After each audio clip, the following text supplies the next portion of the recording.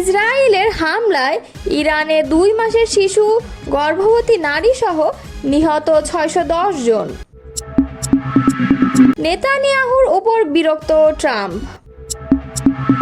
প্রতীক সহ নিবন্ধন ফিরে পেল জামায়াত, প্রজ্ঞাপন জারি। দাড়িপাল্লা প্রতীক ফিরে পেল জামায়াত। এতক্ষণ শুনছিলেন সংবাদ শিরোনাম, এবারে বিস্তারিত।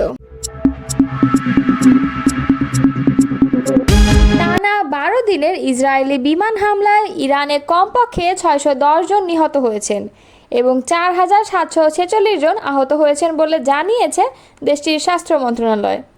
স্বাস্থ্য মন্ত্রণালয়ের মুখপাত্র হোসেইন কেরমানপুর সোমবার সর্বশেষ এ তথ্য জানান। তিনি জানান, নিহতদের মধ্যে 13 জন শিশু, যাদের মধ্যে সবচেয়ে ছোটটি ছিল মাত্র 2 মাসের। নিহতদের তালিকায় 49 জন নারী রয়েছেন, যাদের মধ্যে 2 জন ছিলেন গর্ভবতী। আহতদের মধ্যে এখনও 971 জন হাসপাতালে চিকিৎসাধীন, যাদের মধ্যে 687 জনের অস্ত্রোপচার করা হয়েছে। কেরমানপুর আরও জানান, 5 জন স্বাস্থ্যকর্মী নিহত, 20 জন আহত হয়েছেন এবং 60টি হাসপাতাল ক্ষতিগ্রস্ত এবং ধ্বংস হয়েছে। এর মধ্যে 6টি জরুরি সেবা কেন্দ্র, 4টি ক্লিনিক এবং 9টি অ্যাম্বুলেন্স রয়েছে। ইসরায়েল 13 জুন থেকে ইরানের বিভিন্ন পারমাণবিক, সামরিক ও আবাসিক স্থাপনায় একের পর এক বিমান হামলা চালিয়ে আসছে। এর পাল্টা জবাবে ইরানও করেছে প্রতিশোধমূলক অভিযান। তবে বেসামরিক প্রাণহানির সংখ্যা এবং স্বাস্থ্য খাতের ক্ষতি এখন পর্যন্ত আন্তর্জাতিক মহলের জন্য গভীর উদ্বেগের কারণ হয়ে দাঁড়িয়েছে। এদিকে আল জাজিরার প্রতিবেদন অনুযায়ী ইরানের হামলায় ইসরায়েলের নিহতের সংখ্যা এ পর্যন্ত 24 জন, আহত হয়েছে অনেকে। ইসরায়েলের স্বাস্থ্য মন্ত্রণালয় এই ব্যাপারে বিস্তারিত কিছু জানায়নি। যুদ্ধবিরতির পরও ইরানের উপর ইসরায়েলের নতুন হামলার ঘটনায় চরম ক্ষোভ প্রকাশ করেছেন মার্কিন প্রেসিডেন্ট ডোনাল্ড ট্রাম্প।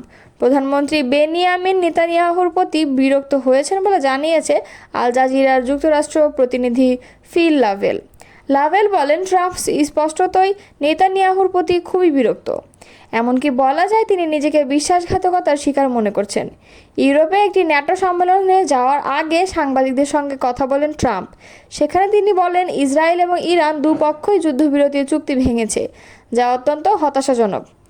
তবে ফিল লাভেল বলেন, যদিও ট্রাম্প দুপক্ষেরই বিরুদ্ধেই কথা বলেছেন, তবুও তার বেশি রাগ ছিল ইসরায়েলের উপর, বিশেষ করে নেতানিয়াহুর আচরণের কারণে।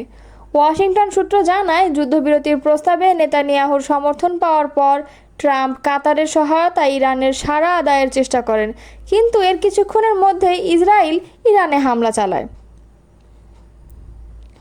মার্কিন প্রেসিডেন্ট ডোনাল্ড ট্রাম্প জানিয়েছেন, তিনি ইসরায়েলের সাম্প্রতিক পদক্ষেপের বিষয়ে একেবারেই খুশি নন। ন্যাটো শীর্ষ সম্মেলনে যাওয়ার আগে সাংবাদিকদের সঙ্গে আলাপকালে তিনি বলেন, আমরা নির্ধারিত সময়ের পরে একটি রকেট নিক্ষেপ করা হয়েছে এবং ইসরায়েল এখন মাথা ছাড়িয়ে যাচ্ছে, এদের শান্ত হওয়া উচিত। তিনি আরও জানিয়েছেন, গতকাল এমন অনেক কিছুই তিনি প্রত্যক্ষ করেছেন যা তার পছন্দ হয়নি।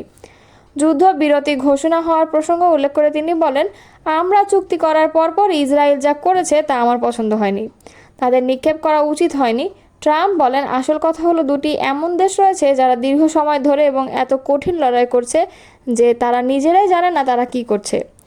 এয়ারফোর্স ওয়ানে রওনা হওয়ার কিছুক্ষণ পরই মার্কিন প্রেসিডেন্ট সামাজিক যোগাযোগ মাধ্যমে একটি পোস্ট করে জানিয়েছেন যে যুদ্ধবিরতি কার্যকর আছে।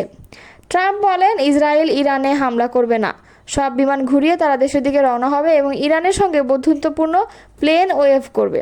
কেউ আঘাত পাবেন না, যুদ্ধবিরতি কার্যকর হয়েছে।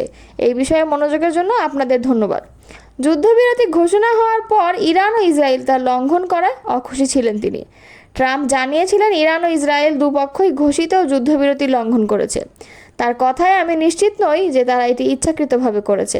আজ সকালে ইসরায়েলের পদক্ষেপ আমার মোটেও ভালো লাগেনি। আমি দেখেছি তা বন্ধ করতে পারি কিনা। কিন্তু তিনি আরও বলেন, ইরান কখনোই তার পরমাণু সক্ষমতা পুনর্নির্মাণ করবে না। বাংলাদেশ জামায়াতে ইসলামীর পুরনো প্রতীক দাড়িপাল্লা পুনরায় বরাদ্দ দিয়েছে নির্বাচন কমিশন। এছাড়া তাদের নিবন্ধনও পুনর্বহাল করা হয়েছে। মঙ্গলবার ইসির সিনিয়র সচিব আখতার আহমেদের সই করা প্রজ্ঞাপনে এই বিষয়টি নিশ্চিত করা হয়েছে।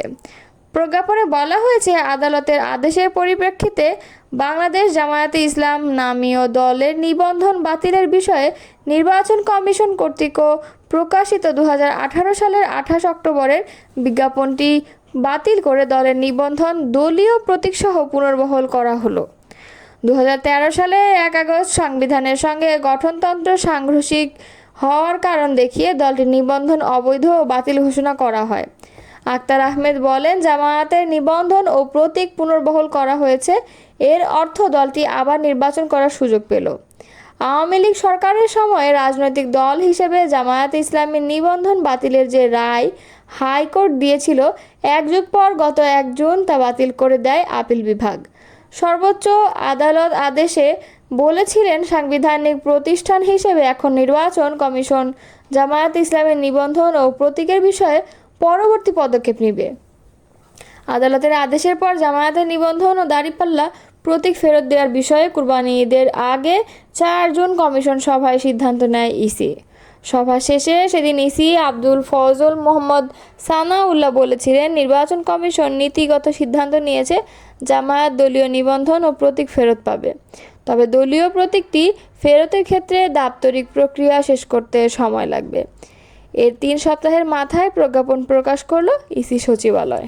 দাড়িপাল্লা প্রতীকসহ নিবন্ধন ফিরে পেল বাংলাদেশ জামায়াতে ইসলাম। মঙ্গলবার নির্বাচন কমিশন থেকে জারিকৃত এক প্রজ্ঞাপনে এ তথ্য জানানো হয়। প্রজ্ঞাপনে বলা হয়েছে, আদালতের আদেশের পরিপ্রেক্ষিতে বাংলাদেশ জামায়াতে ইসলামী নামীয় দলের নিবন্ধন বাতিলের বিষয়ে নির্বাচন কমিশন কর্তৃক প্রকাশিত 2018 সালের 28 অক্টোবরের প্রজ্ঞাপনটি বাতিল করে বাংলাদেশ জামায়াতে ইসলামের নিবন্ধন দলীয় প্রতীকসহ পুনর্বহাল করা হলো। এর আগে গত 4 জুন দলীয় প্রতীক দাড়িপাল্লার সঙ্গে বাংলাদেশ জামায়াতে ইসলামের নিবন্ধন ফেরত দেওয়ার নীতিগত সিদ্ধান্ত নেয় ইসি। সেদিন সভা শেষ করে নির্বাচন commissioner brigadier general Abul Fazal Mohammad Sanaullah সাংবাদিকদের বলেন, জামায়াতে ইসলামী তাদের প্রতিনিধি দলের মাধ্যমে আমাদের কাছে একটি আবেদন করেছে যে তারা চায় তাদের দাড়িপাল্লা যে দলীয় প্রতীকটি ছিল সেই প্রতীকও যেন অন্তর্ভুক্ত হয়। এটা নিয়ে বিশদ আলোচনা করেছি। যে বিষয়গুলো বিবেচনায় নেওয়া হয়েছে তার মধ্যে যে আছে স্ট্যাটাস কো এন্টে বলতে কী বোঝায়, অর্থাৎ 2013 সালে জামায়াতের দলীয় নিবন্ধনের সঙ্গে প্রতীক ছিল, সেটি বিবেচনায় নেওয়া হয়েছে। উল্লেখ্য, 1986 সালে 3য় জাতীয় সংসদ নির্বাচনের আগে বাংলাদেশ জামায়াতে ইসলামী দলীয় প্রার্থীদের জন্য প্রতীক হিসেবে দাড়িপাল্লা বরাদ্দের জন্য আবেদন করে নির্বাচন কমিশন। পরে আবেদনের বিষয়টি বিবেচনায় নিয়ে তৎকালীন নির্বাচন কমিশন নির্বাচনী প্রতীক হিসেবে দাড়িপাল্লা প্রতীকটি বরাদ্দ দেয় জামায়াতকে। 2008 সালে নির্বাচন কমিশন যখন রাজনৈতিক দল নিবন্ধন চালু করে, তখনও চাহিদা অনুযায়ী দাড়িপাল্লা প্রতীক দেওয়া হয় জামায়াত ইসলামীকে।